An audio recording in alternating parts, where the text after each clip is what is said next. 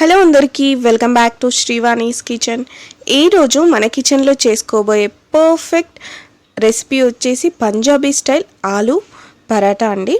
మీలో చాలామందికి ఆలూ పరాటా అంటే ఇష్టం ఉంటుంటుంది కదా, బట్ పర్ఫెక్ట్గా ఎవ్వరూ ఇంట్లో చేసుకోరు ఆల్మోస్ట్.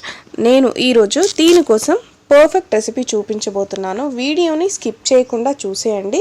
మీరు వీడియోని స్కిప్ చేయకుండా చూసినట్టయితే మీకు పర్ఫెక్ట్ ఆలూ పరాటా రెసిపీ ఎలా చేయాలో అర్థమైపోతుంది.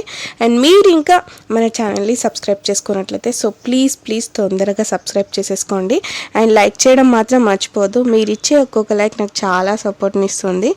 అండ్ ఇప్పుడు వీడియోలోకి వెళ్ళిపోదాం. నేను ఇక్కడ ఒక 2 నుండి 3 ఆలుగడ్డల్ని ముందుగానే ఉడకబెట్టుకొని ఇలా మ్యాష్ చేసుకొని పెట్టుకున్నాను.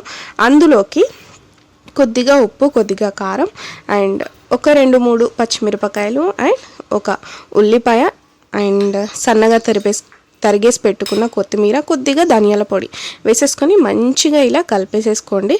కొద్దిగా ఆయిల్ కూడా యాడ్ చేసుకోండి, సో దట్ అది అతుక్కోకుండా ఉంటుంది, స్టిక్కీగా ఉండకుండా ఉంటుంది. మంచిగా ఇలా మిక్స్ చేసుకోండి. నేను చాలా ఈజీగా చూపిస్తున్నాను, వీడియోని అయితే అస్సలు స్కిప్ చేయకుండా చూసేయండి. మీరు కూడా ఈజీగా చపాతీ చేసుకున్నంత ఈజీగా మీరు పరాటాలని చేసుకుంటారు. అండ్ ముందుగానే నేను గోధుమ పిండిని ఇలా కలిపేసి పెట్టుకున్నాను. మీరు ఏ పిండితో అయినా కూడా చేసేసుకోవచ్చు, బట్ నా దగ్గర అవైలబుల్ ఉంది ఇది. సో అండ్ తొందరగా కూడా అయిపోతుంది అండ్ హెల్దీ కూడా. అండ్ సో ఫస్ట్ ఒక ముద్ద తీసుకొని ఇలా రౌండ్గా చేసుకొని ఇందులో ఒక స్పూన్తో మీకు నచ్చినంత స్టఫ్ని పెట్టేసుకొని ఇలా అంచుల వెంబడి ఇలా అనుకుంటూ మెల్లమెల్లగా మంచిగా ఇప్పుడు ఈ స్టఫ్ని మనం క్లోజ్ చేసేసుకుందాం. ఇక్కడ నేను చూపిస్తున్నట్టు ఇట్లనే అనండి, ఈజీగా అయిపోతుంది. మరి అసలు పరాటాలు చేయడం అస్సలు పెద్ద విషయం ఏం కాదు, చాలా ఈజీ అండి. ఇక్కడ చూడండి, నేను చూపిస్తున్నట్టు ఇట్లా రౌండ్గా అంటే సరిపోతుంది, అదే క్లోజ్ అయిపోతుంది. అండ్ మధ్యలో స్పూన్తో ఇలా ఒత్తుకుంటూ దానిలో మీకు అంటే అది బయటకు వస్తుంది అనిపించినప్పుడు స్పూన్తో ఇలా లోపలికి ఒత్తుకుంటూ మంచిగా రౌండ్గా తిప్పుకోండి ఈ ముద్దని. సో ఇంకా లాస్ట్కి ఈ పిండి ఉంటుంది కదా, ఇలా పైనకు వచ్చేస్తుంది. అప్పుడు కూడా ఇంకా పైనకు వస్తే స్పూన్తో లోపలికి నొక్కుంటూ లేదా వేళ్ళతో లోపలికి నొక్కుంటూ మంచిగా ఇలా ఒక బ్యాగ్ లాగా అయ్యాక పైన సీల్ చేసేయండి. చూసారు కదా, ఇంతే అండి, చాలా చాలా సింపుల్. మనకి ఈ క్లోజింగ్ ఒక్కటి వస్తే చాలు, ఇంకా ఆల్మోస్ట్ పరాటా రెడీ అయిపోయినట్టే. సో ఇప్పుడు మంచిగా తగినంతగా పొడి పిండి వేసేసుకొని ఇంకా పరాటా చేసుకోవడమే. మీకు చెయ్యొస్తే ఆయిల్తో కూడా చేసుకోవచ్చు. నేను ఆయిల్తో చూపిద్దాం అనుకున్నా, బట్ నాకు టైం లేకుండే. అండ్ బిగినర్స్కి అయితే ఇలా పొడి పిండితో చేస్తే ఇంకా పర్ఫెక్ట్గా వస్తుంది. సో ఈజీగా ఇలా చేసేసుకోవచ్చు. ఇలా వీలైనంత సన్నగా మంచిగా చపాతీని చేసేసుకోండి. ఇలా మీకు మధ్యలో ఎక్కడైనా ఇలా కర్రీ కనిపించినప్పుడు లేదా ఆనియన్స్ వచ్చినప్పుడు దాని మీద కొద్దిగా పొడిపిండి వేసి మళ్ళీ రోల్ చేయండి చపాతీలా, సరిపోతుంది. దాన్ని పక్కన పడేయాల్సిన అవసరం అస్సలు లేదు, చాలా చాలా ఈజీ. చూసారు కదా, ఈ మాత్రం అయ్యాక మనం దీన్ని ప్లేట్లోకి తీసేసుకుందాం.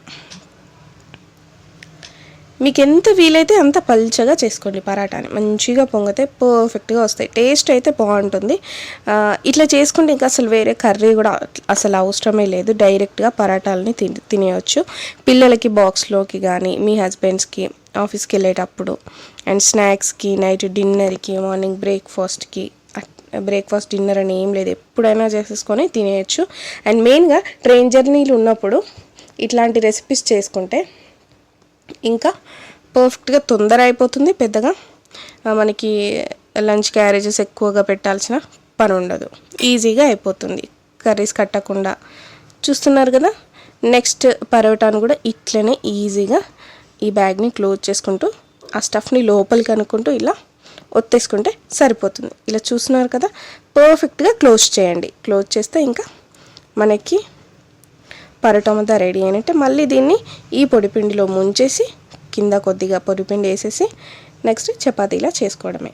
చాలా సింపుల్, ఖచ్చితంగా మీరు కూడా ట్రై చేయండి, చాలా చాలా పర్ఫెక్ట్గా వస్తుందండి. ఈ పరాటాలని మీరు పప్పులోకి తిన్నా లేదంటే మెయిన్గా పెరుగులోకి తిన్నా చాలా చాలా బాగుంటుంది. పిల్లలకి ఒక్కసారి చేసి పెట్టండి, వాళ్ళకి చాలా నచ్చుతుంది.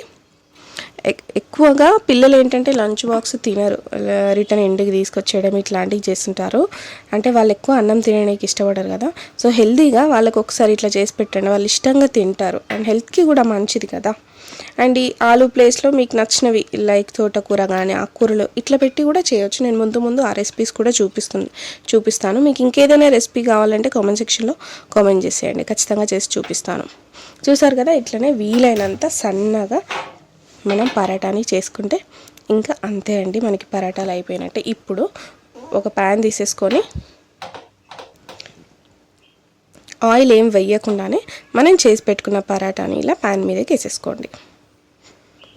హై ఫ్లేమ్లోనే పెట్టుకోండి, లో ఫ్లేమ్లో ఏం అవసరం లేదు. అయితే ఇక్కడ నేను హాఫ్ బటర్ వాడాను, కొద్దిగా ఆయిల్, అంటే ఒక 2 స్పూన్ల బటర్ అయితే 1 స్పూన్ ఆఫ్ ఆయిల్ వాడాను. బటర్తో వేసుకుంటే ఏంటంటే కొంచెం బాగుంటుంది, టేస్ట్ కూడా బాగుంటుంది అండ్ మంచిగా కాలుతాయి సాఫ్ట్గా.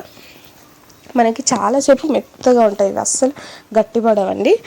సో సరిపడా ఆ బటర్ని అప్లై చేసేసుకొని ఇంకా కాల్చేసుకోండి. చూడండి ఎంత బాగా మంచిగా పొంగుతాయి ఇవి. సో ఇట్లా కాల్చేసుకుంటే సరిపోతుంది. ఇలా దీంతో స్పూన్తో ఇలా ఒత్తుకుంటూ ఈ మాత్రం కాల్చుకుంటే సరిపోతుంది, ఇంకా మనకి పరోటా రెడీ అయిపోయినట్టే. ఇప్పుడు నెక్స్ట్ వాటిని కూడా వేసుకుంటే ఇట్లనే సరిపడా పరోటాకి టేస్ట్ ఇంకెక్కువ రావాలి అంటే ఖచ్చితంగా బటర్ వేసుకోండి. దానివల్ల చాలా ఒక 2 days వరకు ఇవి స్టోర్ ఉంటాయండి, అస్సలు ఖరాబ్ అవ్వవు.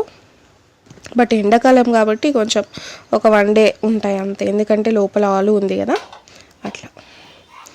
సో ఒక వైపు వేసేసుకున్నాక ఇంకొక వైపు ఆయిల్ రాసేసుకొని ఇంకొక వైపుకి కూడా తిప్పుకున్నాక బటర్ అప్లై చేసేసుకుంటే సరిపోతుంది. సో ఇంకా మంచిగా కాలుతాయి అవి. చాలా టేస్ట్ ఉన్నాయండి, నాకైతే చాలా బాగా నచ్చింది.